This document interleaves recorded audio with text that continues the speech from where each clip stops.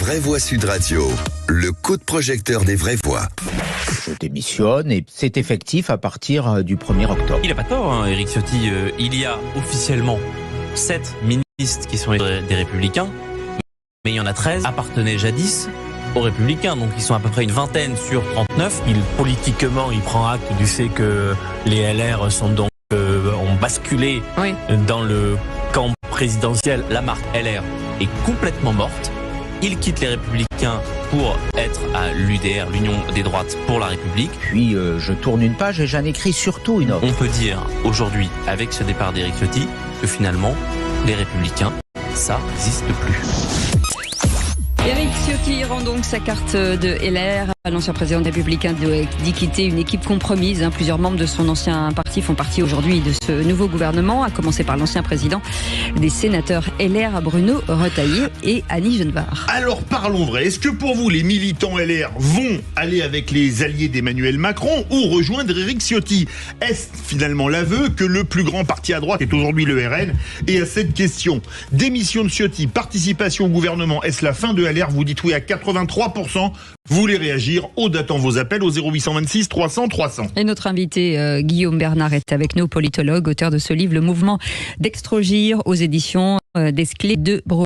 Merci en tout cas d'avoir accepté notre invitation. Philippe Bilger. Alors là, je pense qu'il doit être au taquet, Philippe. Depuis que j'ai le bonheur de participer aux Vraies Voix, et ça fait un certain temps, j'entends à peu près régulièrement, avec une sorte de volupté très jouissive, des animateurs nous annoncer dans les questions, est-ce que c'est la mort des Républicains? Alors heureusement, ce sont des moribonds qui sont encore vivant. Alors, pour Éric Ciotti, je crois qu'il n'a plus véritablement d'avenir pour deux raisons. D'abord, parce qu'il a trahi, il s'est trahi, et il a trahi, et il a menti. Et ensuite, je vois mal l'influence qu'il pourrait avoir aujourd'hui sur un univers bien au-delà de son cercle d'extrême droite.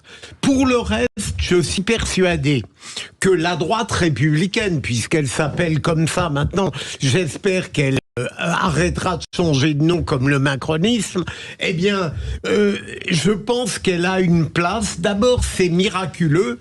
Elle a cette importance aujourd'hui gouvernementale. Ensuite, il n'y a aucune raison, à partir du moment où elle a mis en place dans ce gouvernement des personnalités qu'on peut contredire, bien évidemment, mais qui ont une certaine valeur intellectuelle et morale, qu'elle échoue complètement. Et troisième élément, et c'est valable aussi bien pour les philosophies de gauche ou d'extrême gauche, on raisonne dans la question que formule Sud Radio comme si un certain esprit partisan pouvait disparaître à la commande. En réalité, il y aura toujours quelque chose qui, dans l'esprit public, rêvera de ce que j'appelle la droite républicaine. Vous avez fait 3 minutes 20, très exactement. J'ai regardé. Pour une fois, j'ai été un peu... Vous avez c'est pas grave. Pour une fois, il s'agit en moins de notre temps de parole. Mais là, je suis tout à fait en accord avec Philippe pour la même raison que, vous savez, le Parti socialiste, depuis des années, le Parti socialiste a réussi à doubler le nombre de ses députés. Il est passé de 30 à 66, qui était inimaginable. Donc, je crois, moi aussi, que les idées, les grands courants, la droite, elle s'est structurée. La droite orléaniste, ça vient de loin, en fait. Les grands courants politiques français ne viennent pas de Laurent Wauquiez, de Jean-Luc Mélenchon, du général de Gaulle ou de François Mitterrand. Ça vient de loin. Mais non, mais ça vient de loin, bien sûr. À gauche comme à droite, ça vient de Jaurès, ça vient encore une fois de l'orléanisme. Donc, je ne crois pas, moi, mathématiquement, c'est très compliqué. Je suis d'accord avec notre politologue. Je pense que là, il y a une stratégie de boa constrictor d'un côté comme de l'autre qui peut leur faire très mal, parce que je pense qu'ils vont évidemment échouer, les ministres de droite. Et la réalité que non, ça ne peut pas disparaître, ce courant-là. Allez. Moi, je pense, chère Cécile, que le sujet, il n'est pas le sujet d'Éric Ciotti. Le sujet, il est la guerre des chefs permanente aux Républicains, qui a succédé à la guerre des compétences. Je suis dans un territoire, Perpignan, regardez ce qui se passe quand même. La droite républicaine, entre guillemets, classique, avec quasiment tout, de Perpignan jusqu'à Toulon, ils ont quasiment tout perdu depuis quelques années. Et regardez le résultat des dernières législatives. Et ça va même plus loin que ça. Il n'y a même plus des militants qui sont juste écœurés, désespérés de cette situation. Donc la vraie difficulté, elle n'est pas de telle tête ou telle peut-être difficulté, elle est d'arrêter cette guerre des chefs dans la droite républicaine, de se remettre à travailler, de remettre des compétences avec les militants de base et de regagner step après step, parce que on a tout paumé sur la droite républicaine. Allez, on y va. Guillaume Bernard, est-ce qu'il y a 6 mois, on aurait imaginé le patron des LR au Sénat à Beauvau? Sincèrement, on aurait dit ça, tout le monde nous aurait dit « Non mais vous êtes complètement fou ». Non, c'est parfaitement exact.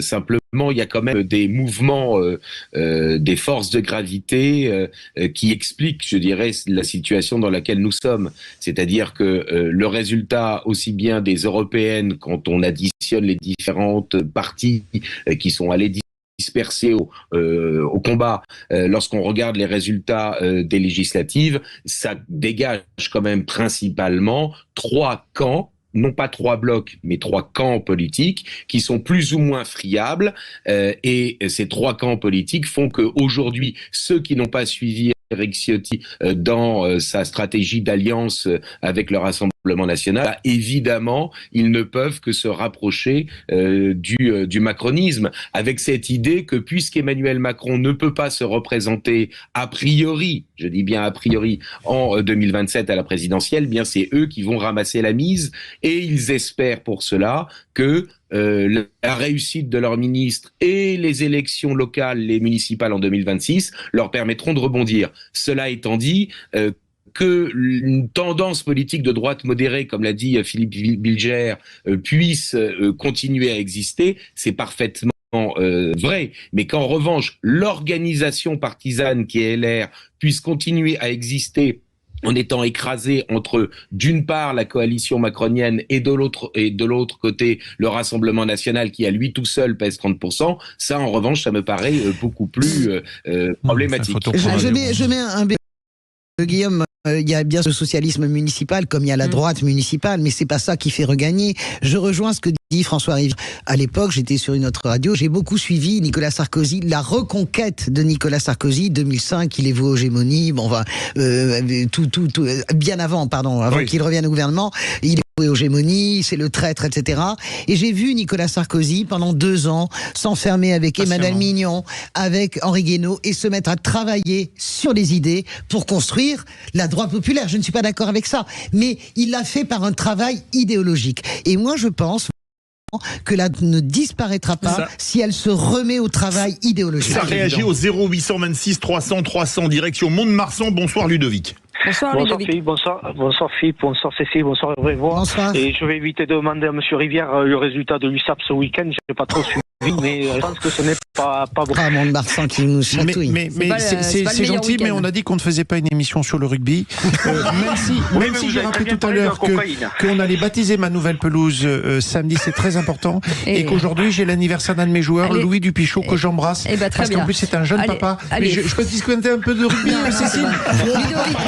Allez, Ludovic. Mais je parle des territoires. C'est les territoires. C'est la France profonde. On écoute Ludovic. Justement, parlons de territoire. Il ne faut pas oublier que les LR, par leur personnalité, sont bien intégrés dans les territoires et donc par rebond également au niveau du Sénat. Donc ils ne sont pas clairement morts. Là où c'est beaucoup plus compliqué pour eux, c'est d'un point de vue national, sur la politique nationale. On peut parler du traité de Lisbonne, qui a été un déni démocratique et qui a fait énormément de mal, mais si on remonte en arrière, je pense que la fusion du RPR et de l'UDF, si mes souvenirs sont bons à l'époque, ont entre guillemets absorbé l'héritage gaulliste du RPR au sein d'un bougli-bouga, avec une politique entre guillemets beaucoup plus axée sur l'européisme, le progressisme, et ça fait énormément de mal au fondement même de la droite de l'époque, aux idées pas encore véhiculées par Philippe Seguin ou par Charles Pasqua et Seguin. Donc, aujourd'hui, la plupart des militants se retrouvent entre guillemets, les idées de RPR se retrouvent entre guillemets au RN, bien qu'on cautionne ou pas ce parti. Ludovic, restez avec nous. Guillaume Bernard, ce qu'a dit notre auditeur et ami Ludovic de Mont-de-Marsan, ça m'a rappelé une citation de Charles Pasqua qui disait le RPR fournit les militants, l'UDF fournit les élus. Est-ce que quelque part, l'UDF a pas fourni les idées à l'UMP et que ça explique pourquoi aujourd'hui l'UMP ou où LR c'est devenu la même chose que La République En Marche ou EPR, pardon. C'est un peu plus compliqué que ça parce qu'à l'UDF, il y avait à la fois des centristes libéraux, européistes, démocrates chrétiens, et en même temps, il y avait quand même toute une partie de droitards, pourrait-on dire, qui ne voulaient pas être au RPR parce qu'ils n'étaient pas gaullistes. Bon, mais il est vrai qu'évidemment, la fusion UDF-RPR pour créer l'UMP qui devient ensuite LR a évidemment favorisé un recentrage du parti politique, hormis lors de la campagne, ça a été dit par François tout à l'heure, hormis lors de la campagne de Sarkozy en 2007, bien sûr. qui avait redroitisé le parti pour siphonner le FN de l'époque. Philippe, à votre avis, Guillaume, pour faire une sorte de synthèse entre Françoise et François Rivière, est-ce qu'au fond, ce qui manque, est-ce que la droite aujourd'hui manque à la fois, j'ose le dire, d'idées, parce que la campagne de 2007 de Sarkozy a été éblouissante, et manque d'incarnation. Est-ce que vous croyez que demain, elle pourra redresser cette barre? Oui, parce que c'est un cycle. Moi, je pense que sincèrement que lorsque l'on participe à une équipe gouvernementale, comme le disait Chevènement, soit on ferme sa gueule, soit si on est obligé de partir. Et que donc aujourd'hui, LR s'est quand même mis dans une situation extrêmement compliquée de devoir être solidaire de l'ensemble de l'action gouvernementale. Or, les postes régaliens, hormis l'intérieur qui est tenu par Retailleau, est objectivement quelqu'un de droite et qui s'assume de droite. Tous les postes régaliens, c'est-à-dire les finances, l'Europe, les affaires étrangères, sont quand même tenus par des gens qui sont véritablement sur la ligne Macron, donc une ligne de coalition centriste et pro-européenne. Et donc dans ces conditions, je vois mal comment LR pourrait, sauf à quitter le gouvernement, affirmer sa propre position. C'est pour ça que je disais qu'on était quand même plutôt dans une période de fusion-absorption qu'autre chose. En revanche, c'est vrai que Laurent Wauquiez a refusé de rentrer, je dirais, au gouvernement, qu'il est l'incarnation, je dirais, de ces LR, une position de droite, sans pour autant faire alliance avec le Rassemblement national, contrairement à Éric Ciotti. Et que effectivement il va être dans une position quelque peu compliquée. Je rappelle quand même, c'est assez logique que LR soit susceptible de participer à un gouvernement avec Renaissance ou La République En Marche ou EPR, enfin on sait pas comment les appeler, dans la mesure où évidemment ils ont joué le jeu du Front républicain contre le Rassemblement national. Donc dans ces conditions-là, ça ne paraît pas totalement étrange que l'on arrive à cette situation.